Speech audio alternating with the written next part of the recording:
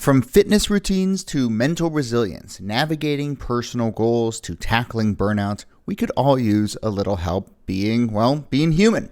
And that is what the Life Kit podcast from NPR is here to do. As I'm sure you've noticed, life does not come with a manual, but you still have to make choices every day, some big, some small, and these shape the direction of your life. Well, Life Kit delivers strategies to help you make meaningful, sustainable change. I personally am still in summer mode over here, and lately Life Kit has been really delivering with advice on how to improve your grilling or make a salad for your next picnic, how to beat the heat on a humid day. Ice towels, people, ice towels, they really make a huge difference. But of course, even when you are in summer mode, life still presents much thornier issues, and Life Kit has recently done episodes on preparing your home for possible flooding, staying out of credit card debt, making hard decisions together with your spouse. I promise, if you go to the Life Kit feed and take a scroll through the topics, you will find something that will help with a dilemma in your life.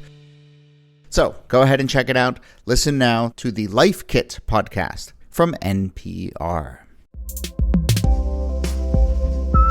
Hey there, Jody here from This Day headquarters. We are taking our usual late summer break, so for the next couple weeks we are bringing you some favorites from the archives. Maybe you've heard them before, maybe you haven't. Either way, we think these are worth spending some time with, and thanks to everyone who subscribes to our newsletter who helped vote on which episodes to rerun.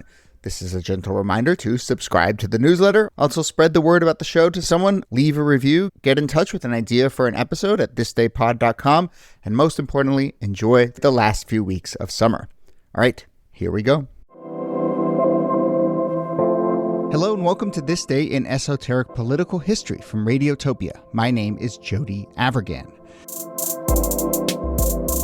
This day, August 15th, 2017. President Donald Trump gives a press conference in which he is pushed to offer remarks about the protests and violence that had taken place in Charlottesville, Virginia, a few days earlier.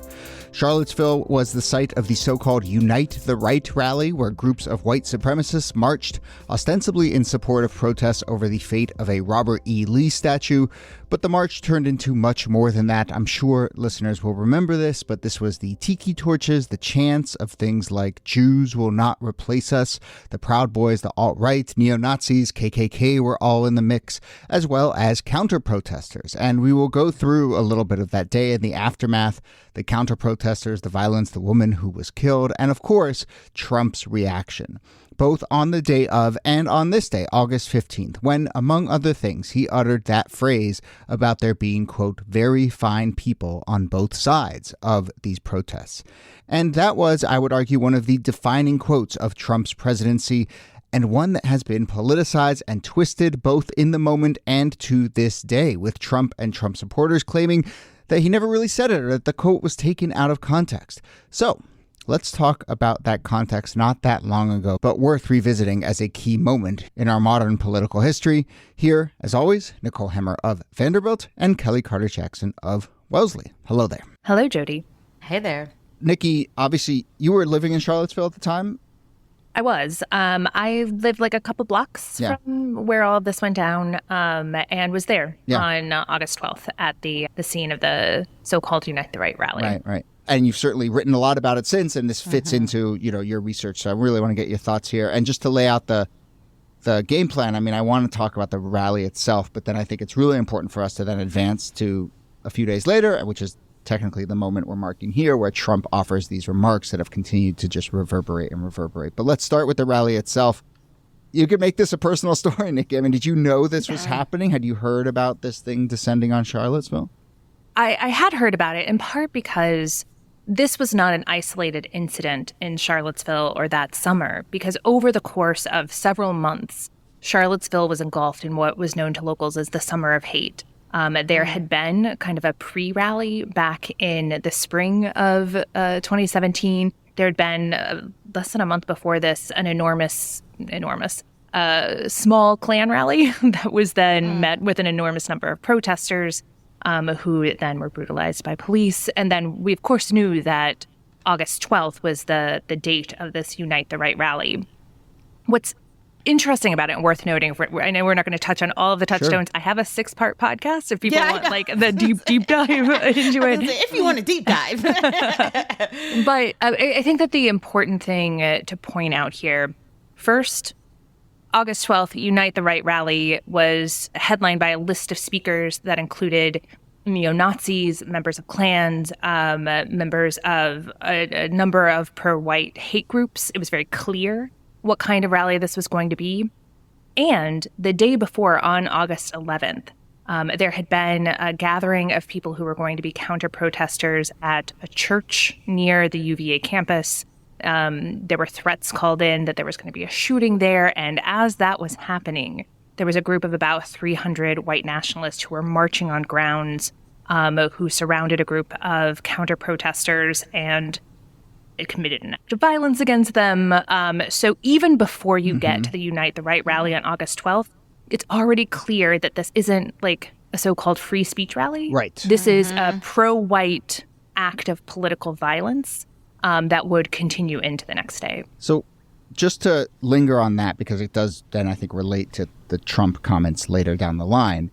But, and Kellie, take us back to this moment of these protests around statues. But there were many protests about Confederate statues coming down. And correct me if I'm wrong here, Nikki, but it feels like there were plenty of other opportunities to go. If you wanted to specifically protest against that, there were plenty of other peaceful, maybe even well-intentioned, I don't even know if that's the right word, but, people who earnestly just were like, I don't think these statues should come down. There were plenty of opportunities for that. And this was, the Nazis are in town and the Nazis are getting in on this.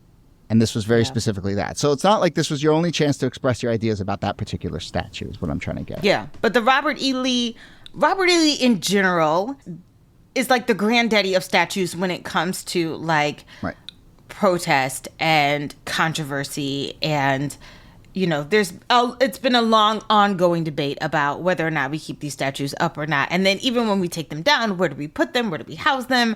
Do we destroy them? Do they go in a museum? Is that not still keeping it up? There's so many different threads you could have about statues. But I do think that this becomes like a rallying call of like trying to take down the Robert E. Lee statue becomes a impetus to bring even more people together, to galvanize people more around, they're trying to take away our identity, they're trying to take away our heritage. And it starts with this statue, but next up, it's, it's the books, it's the classrooms, it's the voting booth, it's, the whole 9 yards. And there's ways I think that you can sort of like expand this idea from just a statue to all out like white supremacy. And that is what you see. And the violence that it escalates to so quickly is what you see. Right. This had been a debate on the ground in Charlottesville for at least a year, maybe 2 years at that point in time. So there had been plenty of like city council meetings, different gatherings to make the argument to keep the statues, even within the group of people who understood the Robert E. Lee and Stonewall Jackson statues. Not great. Can't keep them the way they are. We're divided on whether to take them down or try to like reinterpret the space to make it a more like critical engagement.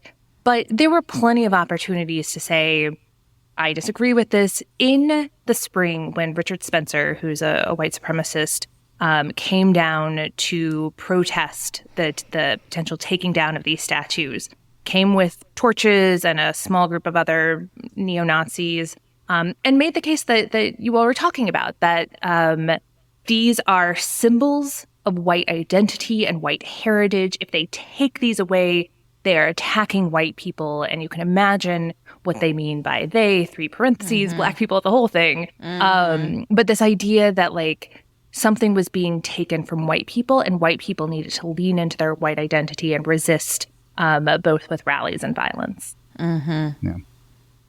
You want to talk us through a little bit of what happens at the rally and in the aftermath, and then I guess bring it to the world reacting and then specifically Trump reacting? So I had been assigned to go down to the rally because I was writing for Vox and U.S. News and World Report at the time. And so I had started to go down there around 10 a.m. because the rally was supposed to start at noon. And by the time I got down there, it was already a fight. Like the air was thick with tear gas and smoke. The counter-protesters and then the Unite the Righters were clashing. Police were there, and yet not doing anything. And then it just turns into this rolling street battle as the white supremacists are pushed out of the park. They're fighting with counter-protesters. A number of people are injured, including DeAndre Harris, who was pretty badly beaten.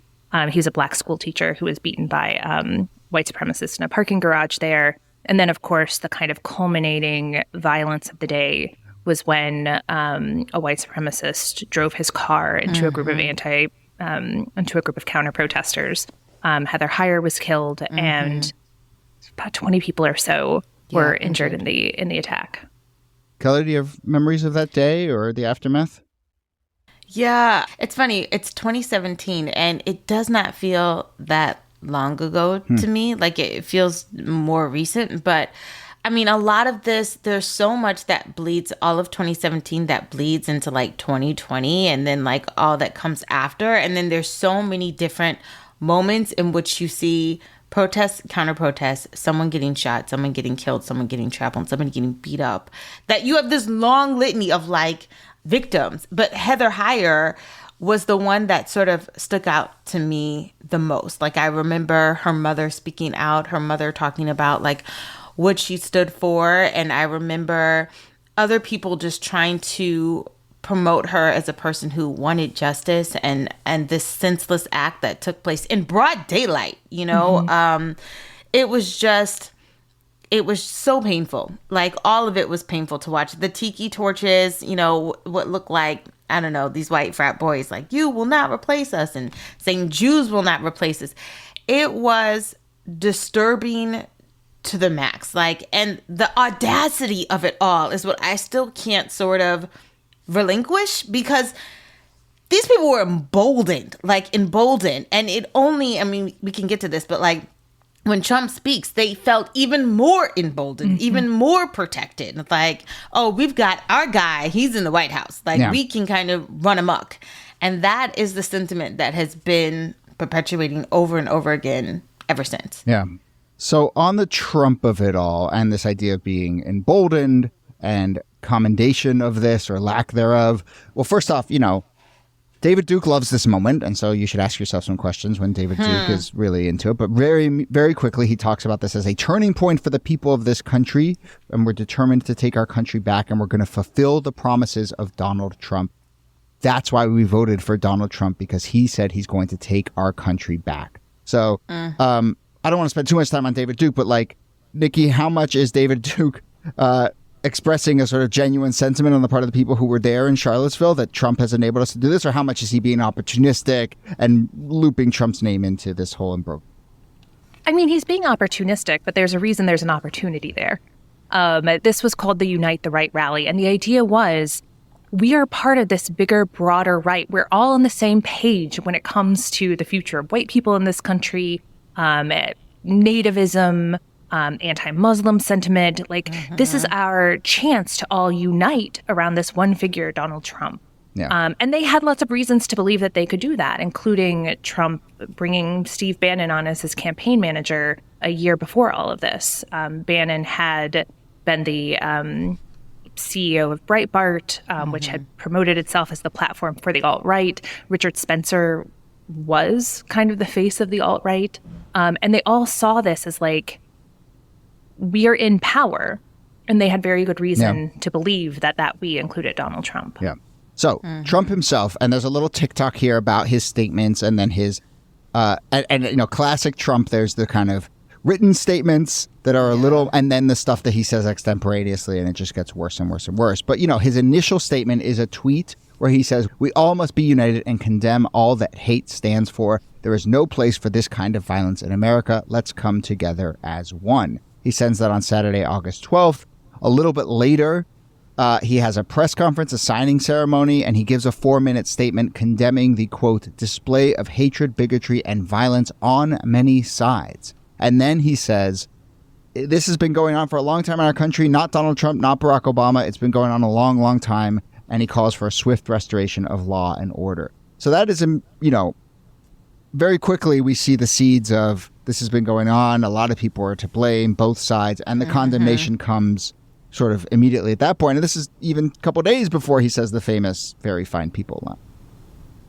And I think it's important to know in that moment, we're not just being introduced to the both sides argument, right? That, look, this was haters on one side, haters on the other side. We obviously condemn them all. But there were Republicans who came out and were like, you have to say that you condemn white supremacists and neo-Nazis. You can't just be like, oh, there were some bad people there. You got to say. And that shouldn't be hard to do, right? You shouldn't need us to pressure you on this, but we're pressuring you on this because, my guy, there were Nazis there. It feels like this is a good moment this is an easy win. Yes. But he couldn't take the easy win because he didn't want to do it. Yeah.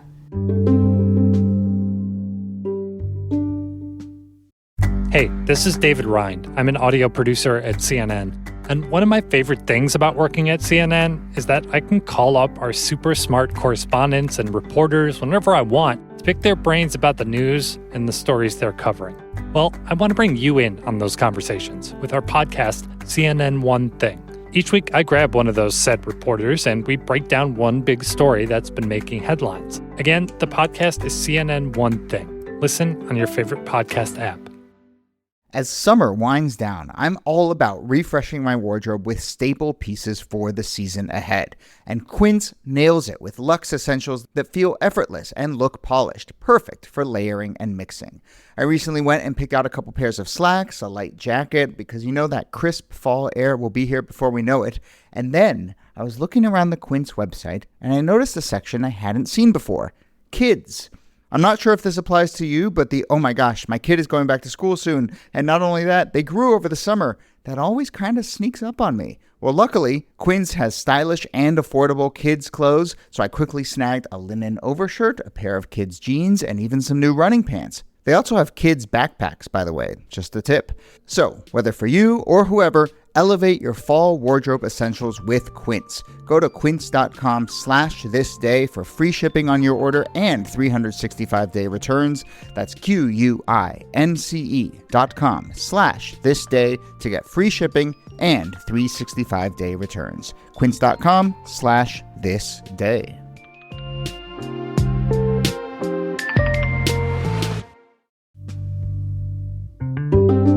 So just the list of people who condemn it: Justin Amash, Cory Gardner, Jeff Flake, Marco Rubio, Ted Cruz call upon him to specifically condemn white supremacists and neo-Nazis. All those people eventually came around, supported Trump. But a couple days later, he reads a statement that by all accounts he was very reluctant to issue, but was kind of, as was a sort of a pattern in the Trump White House, forced to read. And he says, anyone who acted criminally in this weekend's racist violence, you will be held fully accountable. And he goes on, racism is evil, and those who cause violence in its name are criminals and thugs, including the KKK, neo-Nazis, white supremacists, and other hate groups that are repugnant to everything we hold dear as Americans.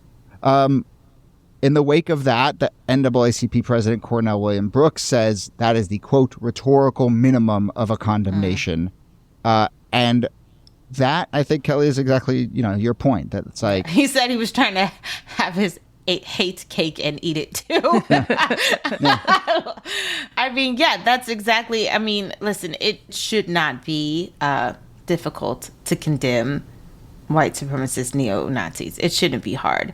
But the fact that you can see him sort of maneuvering language to sort of make it a little more, a little less violent and a little more hey, listen, this happened on both sides. It was chaos all around, as though people are being caught up in something they have no control over.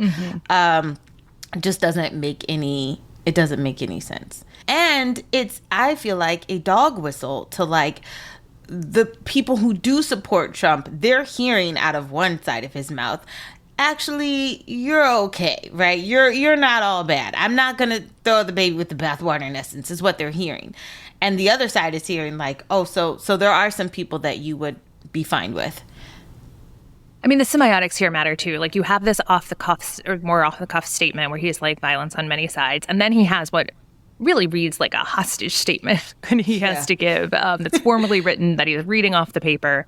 And then comes that moment in the next day, August 15th, where he's in Trump Tower, he's taking some questions, and the reporters are asking quickly. about... It's after a statement about Infrastructure Week, which, again, starts that... That doesn't help us place it in time. No, exactly. But there you go. Believe it or not. It was after an infrastructure thing. And everyone, I remember this at the time, everyone's like, you're not going to talk about this other thing? And then, of course, there's an open question and answer session, and he gets pushed. And go ahead, Nick. He gets pushed and he gets mad. He doesn't want to defend the statement that he said the day before, although he says it was a fine statement. And then because he's mad and because he doesn't want to fully condemn his supporters who were at this rally, he says, quite famously, I think there's blame on both sides. You had some very bad people in that group, but you also had people that were very fine people on both sides. And he says later, like, you had people, and I'm not talking about the neo-Nazis and the white nationalists because they should be condemned totally, but you had many people in that group other than neo-Nazis and white nationalists. And the press has treated them absolutely unfairly. And to that I say, no, there weren't. Yeah. Like, this was a rally called the Unite the Right rally, headlined by people like Mike Enoch and Richard Spencer and genuine neo-Nazis and white power activists who had engaged in violence less than 24 hours before the Unite the Right rally. So if you're showing up at a rally headlined by Nazis who had engaged in Nazi violence the night before, congratulations, you're a Nazi at a Nazi rally. And that's why this, like, there aren't very fine people, because very fine people don't go to a Nazi rally in support of the people putting it on. But he also makes this, like, historical equivalency where he's talking about Robert E. Lee and, like, George Washington and Thomas Jefferson. And he says, like, you know, you're trying to take down this statue of this very important person and rename it and all of this stuff. Well, George Washington was a slaveholder and so was Thomas Jefferson. And okay, sure, fine, I'll give you that. They were slaveholders. They were also president of the United States.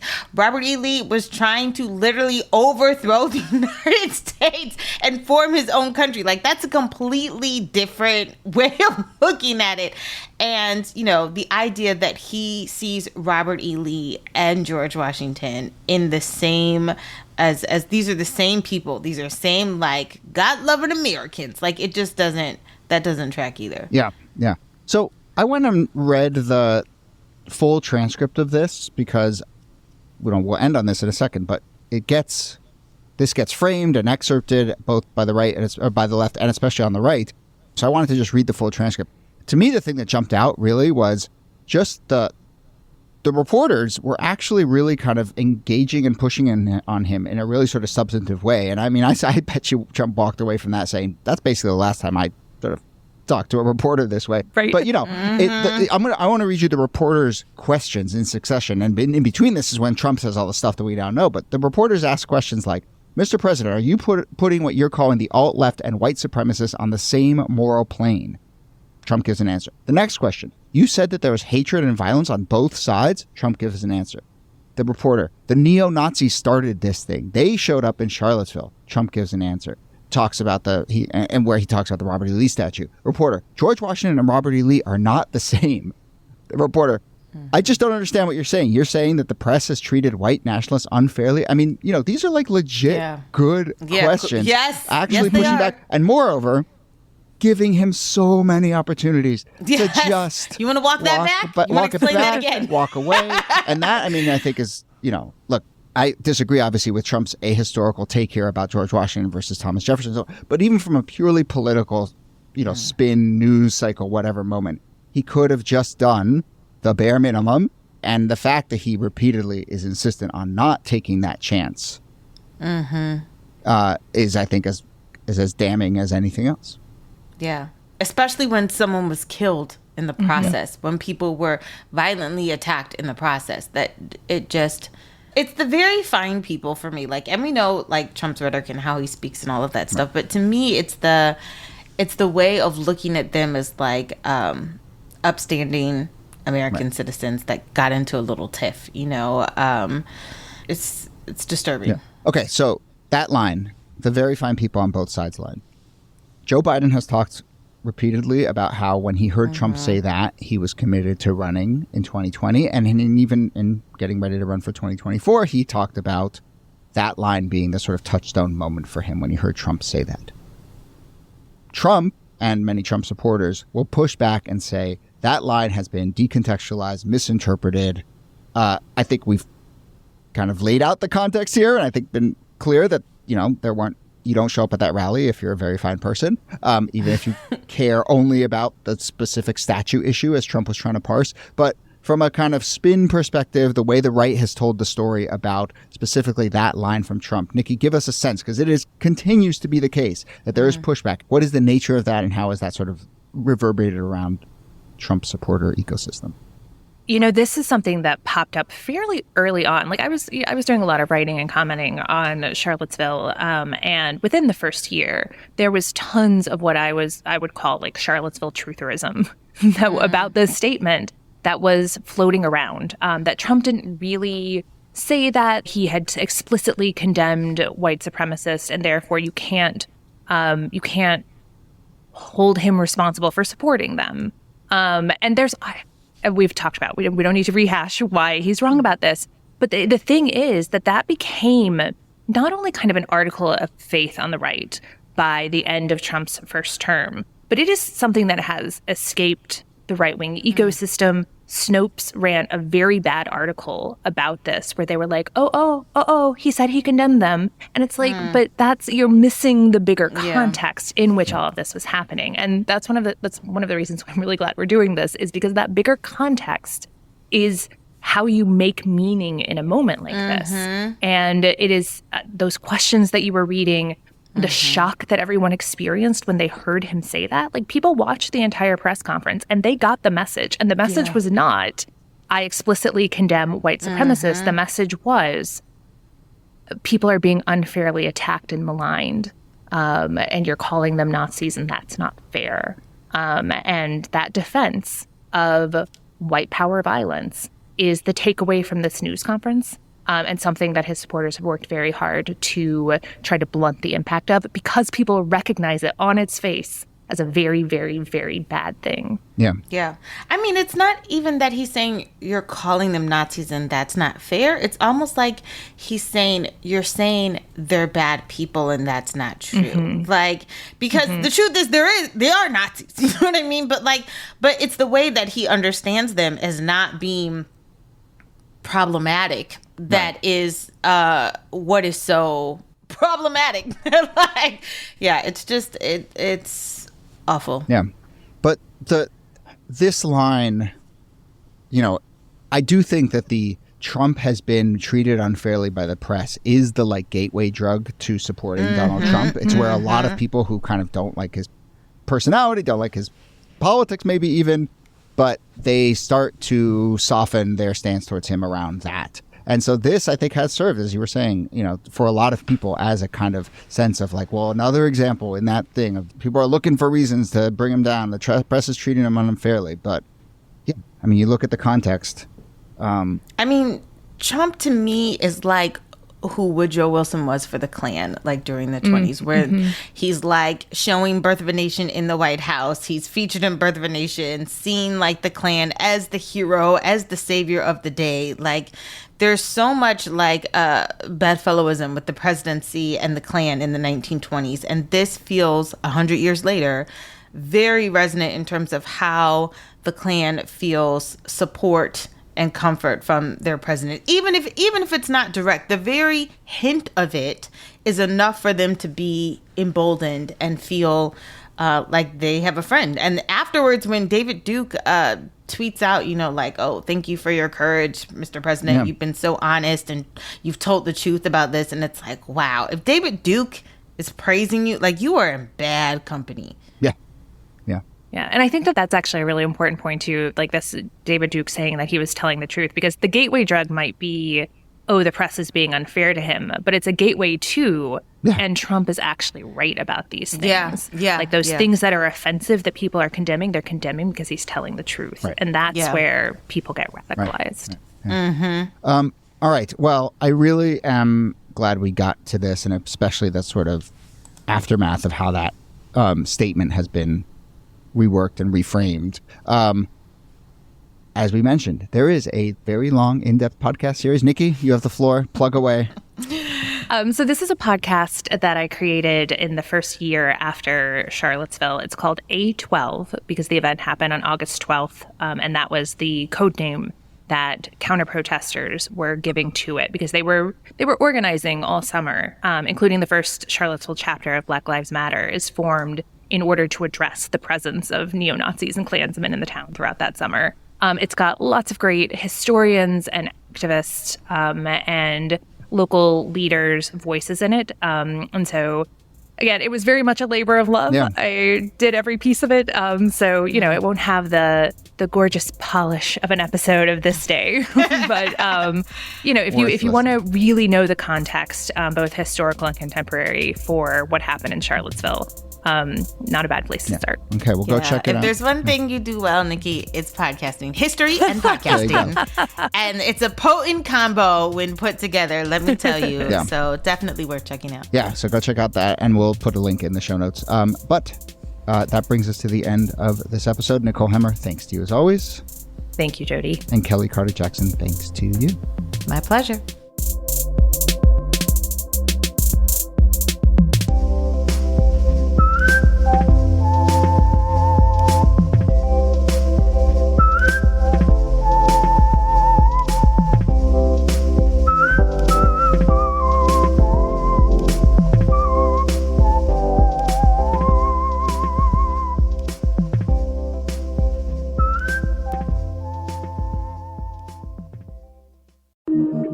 Radiotopia.